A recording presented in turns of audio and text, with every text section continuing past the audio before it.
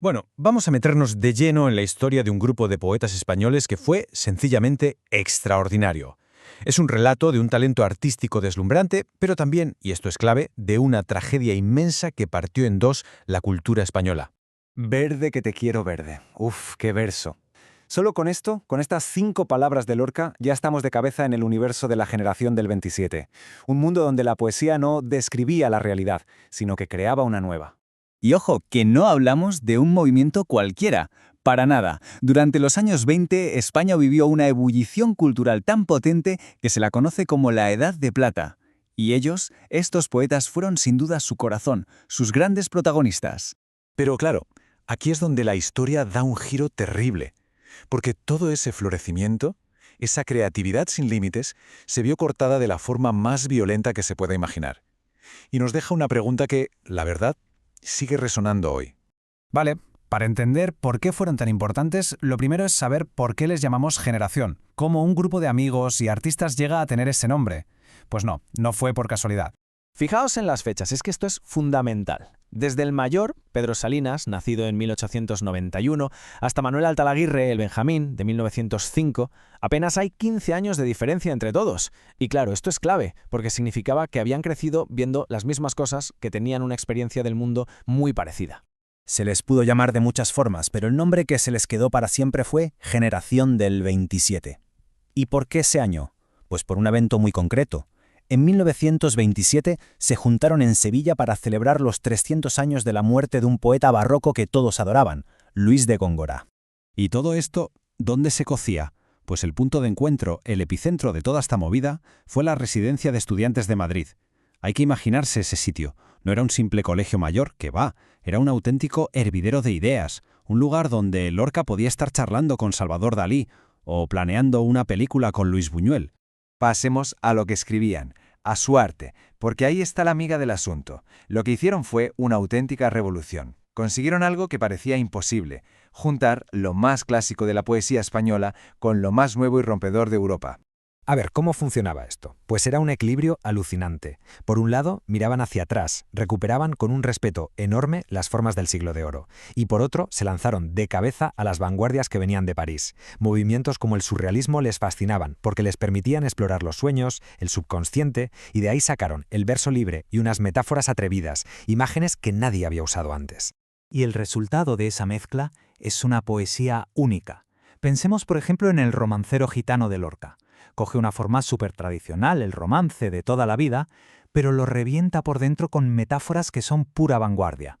Y eso es lo que hacían todos. Mezclaban lo culto y lo popular, creían que el arte no tenía por qué servir para nada más que para ser bello, y sobre todo, para ellos la metáfora era como una llave mágica que abría una nueva realidad.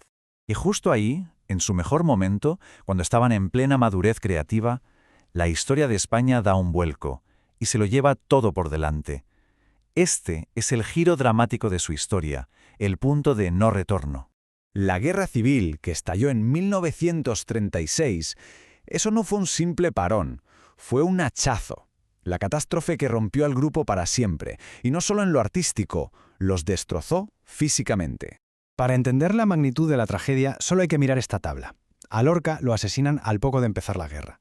La gran mayoría, como Alberti, Cernuda o Salinas, tuvieron que huir a un exilio que duraría décadas. Y los que se quedaron, como Leisandre, vivieron lo que se llamó un exilio interior, silenciados, sin poder publicar. El grupo, como tal, había muerto. Este verso de Lorca, que escribió años antes de su muerte, pone los pelos de punta, ¿verdad? Es terriblemente profético. Y resume a la perfección esa sensación de una vida, una obra y toda una cultura cortada de raíz. Pero ojo, que la historia no acaba aquí. Porque durante muchísimo tiempo el relato que nos contaron estaba incompleto, le faltaba una parte fundamental que por suerte se ha empezado a recuperar hace no tanto.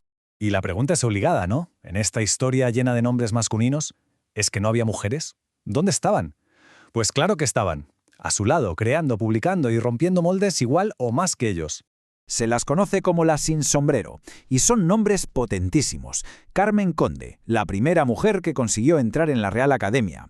María Teresa León, una escritora y activista incansable. O Margarita Ferreras, con una poesía súper rompedora. Eran pintoras, novelistas, poetas, con el mismo impulso renovador, pero la historia oficial las borró del mapa durante décadas. Hasta ahora. ¿Y de dónde viene ese nombre tan curioso, las sin sombrero? Pues de un gesto de rebeldía. Un día se quitaron el sombrero en plena Puerta del Sol de Madrid. Hoy nos parece una tontería, pero en esa época, para una mujer decente, eso era impensable. Fue un acto simbólico para decir, nuestras ideas no caben debajo de un sombrero. Así que, si juntamos todas las piezas del puzzle, las de ellos y las de ellas, llegamos al legado final de esta generación. Un legado que ahora vemos que es mucho más rico y complejo de lo que se pensó. Tuvo que pasar mucho tiempo, tuvo que acabar la dictadura, para que el mundo por fin pudiera reconocer de manera oficial la grandeza de los que habían sobrevivido, los que volvieron del exilio o salieron de su silencio. Y ese reconocimiento llegó a lo grande.